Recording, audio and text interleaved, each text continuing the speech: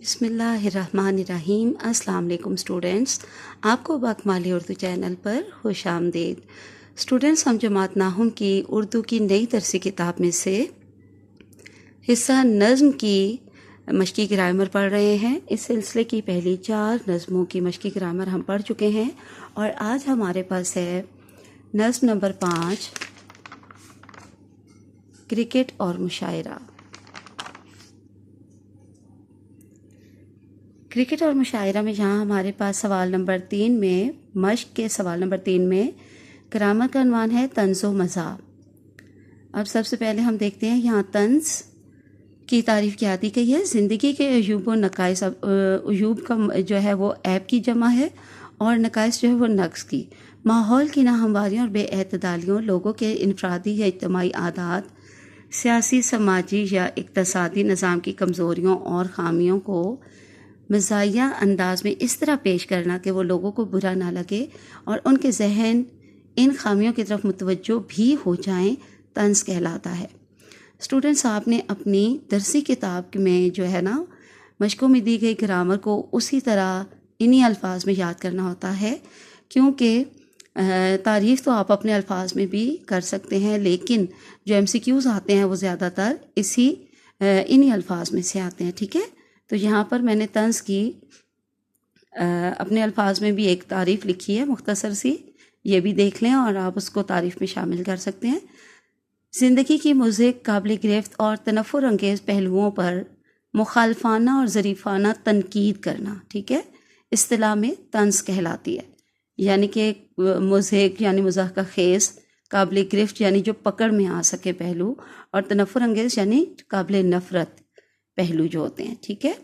اب آگے دیکھتے ہیں، مزاح پیدا کرنے کے لیے ایک مزاح نگار الفاظ کے ہیر پھیر، واقعات اور حرکات و سکنات سے کام لیتا ہے۔ مزاح میں کسی خاص شخص یا ادارے کو نشانہ تضحیک نہیں بنایا جاتا اور نہ ہی اس کا مقصد کسی قسم کی اصلاح ہوتا ہے، بلکہ یہ صرف فرحت و خوشی پیدا کرنے کے لیے بروئے کار لایا جاتا ہے، ٹھیک ہے۔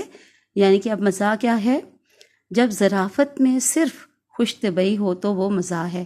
یعنی اس کا ایک عام فرق جو ہے ایک نقطے سے واضح کیا جا سکتا ہے کہ طنز جو ہے ایک ایسی تنقید ہے، ایک ایسی چیز ہے جس سے لوگوں کے دل دکھ جاتے ہیں، لوگوں کو بری لگتی ہے ہر حالت میں، ٹھیک ہے۔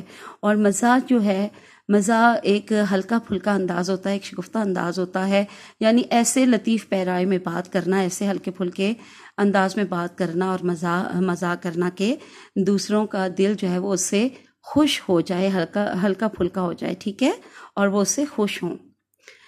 اور دلاور فکار نے اپنی اس نظم میں طنز و مزاح کو مزید لطیف بنانے کے لیے انگریزی زبان کے الفاظ بھی استعمال کیے ہیں، جن سے خوبصورتی اور کامیابی سے انہوں نے استعمال کیا اور خوبصورتی بہت زیادہ بڑھ گئی ہے۔ ان کے علاوہ جو ایک اور شاعر ہیں اکبر الہ آبادی، انہوں نے بھی انگریزی کے الفاظ کا استعمال کیا ہے اور بہت ہی درست انداز میں اور بہت ہی اچھے انداز میں، یعنی دوسری زبانوں سے بھی کچھ الفاظ لے کر جو ہے نا اپنی شاعری میں کچھ شعراء نے اردو شاعری میں شامل کیے ہیں، ٹھیک ہے۔ اچھا جی، اب ہمارے پاس ایک اور ٹاپک ہے گرامر کا۔ سوال نمبر 7 دیکھیے، اصناف سخن کے محاسن کون کون سے؟ استعارہ، تشبیہ اور ان کے ارکان۔ تو اب ہم انہیں پڑھیں گے۔ یہاں پر پہلے ہمارے پاس ہے استعارہ اور ارکان استعارہ۔ بہت ہی اہم ٹاپک ہے اور بہت زیادہ جو ہے یہ ریپیٹ ہو چکا ہے بورڈ کے، فیڈرل بورڈ کے پیپرز میں، اردو کے پیپر میں، اس قواعد میں اس کی تعریف بھی آتی ہے اور اس میں سے MCQs بھی آتے ہیں۔ استعارہ کے لفظی معنی ادھار لینے کے ہیں، یہ تو بہت بار ریپیٹ ہوا ہے، MCQ میں آتا ہے۔ علم بیان کی روح سے جب کوئی لفظ اصل کی بجائے مجازی معنوں میں استعمال ہو اور اس کے حقیقی اور مجازی معنوں کا تعلق تشبیہ کا ہو تو اسے استعارہ کہتے ہیں۔ یوں سمجھ لے کہ تشبیہ میں جو بات مشبہ میں ہوتی ہے اس کا ذکر استعارہ میں نہیں ہوتا، لیکن استعارہ میں مشبہ بہ کو مشبہ مان لیا جاتا ہے۔ مثلاً ماں اپنے بچے کے لیے کہے چاند سو رہا ہے، یہ والی مثال، اور آگے یہ شعری مثال جو ہے یہ بھی بہت زیادہ جو ہے وہ آتی ہیں۔ اور کس طرح سے آتی ہیں کہ چاند سو رہا ہے، MCQ میں اگر دیا جائے تو اور پوچھا جاتا ہے کہ اس میں چاند کیا ہے، ٹھیک ہے، صنف سخن کے لحاظ سے یہ کون سی صنف ہے۔ اور آگے یہ شعر جو ہے اس کا تو ایک بار اس طرح سے سوال آ چکا ہے اس قواعد میں کہ یہ شعر دیا ہوا تھا اور سوال تھا کہ اس شعر میں ارکان استعارہ الگ الگ کریں۔ ایک روشن دماغ تھا نہ رہا، شہر میں ایک چراغ تھا نہ رہا. یہ والا شعر جو ہے یہ مرزا غالب کی وفات کے بعد ان کے لیے لکھا گیا تھا. تو یہاں پہ روشن دماغ سے مراد جو ہے وہ مرزا غالب ہیں، اور روشن دماغ جو ہے مستعارلہ ہے یعنی مستعار لہو. اور شہر میں ایک چراغ تھا نہ رہا، چراغ جو ہے مستعار منہو ہے جو کہ مرزا غالب کے لیے لیا گیا ہے، مستعار لیا گیا ہے. اور اس میں جو وجہ جامع ہے وہ کیا ہے؟ وہ روشن دماغی ہے، علم کی روشنی ہے، یا پھر ذہانت بھی کہا جا سکتا ہے. اچھا، ارکان استعارہ کتنے ہوتے ہیں؟ ارکان استعارہ 3 ہوتے ہیں. یہ بھی موسٹ امپورٹنٹ MCQ ہے اور یہ لازمی یاد رکھنا ہے. کون کون سے؟ مستعار لہو، مستعار منہو اور وجہ جامع.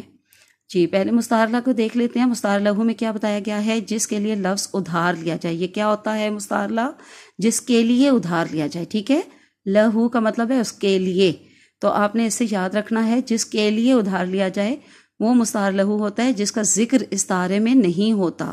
اوپر دی گئی مثالوں میں بچہ اور عظیم شخصیت بطور مستعار لہو لوگوں کے لیے استعمال ہوئے ہیں. ٹھیک ہے، مستعار منہو کو دیکھتے ہیں. جس لفظ سے، من کا معنی ہوتا ہے عربی میں سے، عربی لفظ ہے منہو، تو اس میں سے ہے من کا معنی. ٹھیک ہے، اس سے یعنی کہ جس سے ادھار لیا جائے. جس لفظ یا معنی جس سے یہاں پہ آنا چاہیے. ٹھیک ہے، یہاں سے نہیں لکھا ہوا، یہاں پہ آنا چاہیے کہ جس سے لفظ یا معنی ادھار لیے جائیں. اوپر دی گئی مثالوں میں چاند اور روشن چراغ ان سے لیے گئے ہیں نا معنی، تو وہ مستعار منہو ہیں. اور وجہ جامع کیا ہے؟ کیوں لیے گئے ہیں؟ مشترک خوبی یا خامی جو وجہ بنتی ہے، ٹھیک ہے، مستعار لینے کی. اوپر دی گئی مثالوں میں خوبصورتی اور علم کی روشنی وجہ جامع ہیں. چلے یہاں تو مختصراً جو کتابیں دی گئی ہیں یہ لازمی پڑھانا تھا کہ اس میں سے MCQ اور تعریف لازمی دیکھیں. اب یہاں پر آپ ان کے جو ہے نوٹس بھی دیکھ لیں. اس میں مزید آپ کو بہت سارے MCQs بھی مل جائیں گے، اور اس کے علاوہ یہ لازمی آپ نے سارے یاد کرنے ہیں. اس میں آپ کو جو ہے قواعد میں تعریف میں اگر آ گیا تو وہ تعریف لکھنی بھی آسان ہو جائے گی. ٹھیک ہے، ادھار لینا یہ بھی MCQ آتا ہے. اس سارے میں مستعار لہو کا ذکر نہیں ہوتا، یہ بھی MCQ آتا ہے. یہ لازمی یاد کرنے ہیں بیٹے، آپ نے یہ سارا یاد کرنا ہے. آپ نے یہ دیکھیے میں آپ کو جو نوٹس دکھا رہی ہوں، یہ والا بھی MCQ آتا ہے. یہ اوپر لکھ بھی دیا ہے. استعارہ کے پہلے 2 ارکان مستعار لہو اور مستعار منہو طرفین استعارہ کہلاتے ہیں. تو یہ MCQ آ جاتا ہے کہ مستعارہ، یہ طرفین استعارہ کون سے 2 ارکان کہلاتے ہیں. تو اس میں 2 یہ لکھے جاتے ہیں، 2 تشبیہ والے لکھ دیے جاتے ہیں، باقی 2 آپشن میں کچھ اور لکھ دیا جاتا ہے. تو آپ نے جو ہے وہ مستعار لہو اور مستعار منہو والے آپشن کو کریکٹ کرنا ہے. تو یہ سارے آپ نے لازمی پڑھنے ہیں. اس میں بہت سارے آپ کو کیا ملنے والے ہیں؟ MCQs ملنے والے ہیں. بہت ہی اچھے جو ہے یہ نوٹس ہیں، ہر چیز بالکل کلیئر. اور یہ جتنی یہ مثالیں ہیں نا، یہ سب آپ کے پاسٹ پیپرز جو ہے نا فیڈرل بورڈ کے، ان میں یہ ریپیٹ کی گئی ہیں یہ سب. تو انہی سے آپ کو یہ دیکھیں، انہی مثالوں سے آپ کو آگے سمجھایا گیا ہے. ویڈیو بہت لمبی ہو رہی ہے، نہیں تو یہ سارے میں پڑھ کے آپ کو اگین سمجھاتی، لیکن یہ اتنے واضح، اچھے اور آسان زبان میں دیے گئے ہیں کہ آپ کو صرف ایک بار پڑھنے سے ہی خود بخود یاد ہو جانے ہیں انشاءاللہ. تو یہ ارکان سارا دیکھ لیں. ٹھیک ہے، یہ آپ نے سارا یہاں تک جو ہے نا، یہاں تک آپ نے یہ سارا یاد کرنا ہے. اوکے، آج کے لیے اتنا کافی ہے. اللہ حافظ، فی امان اللہ.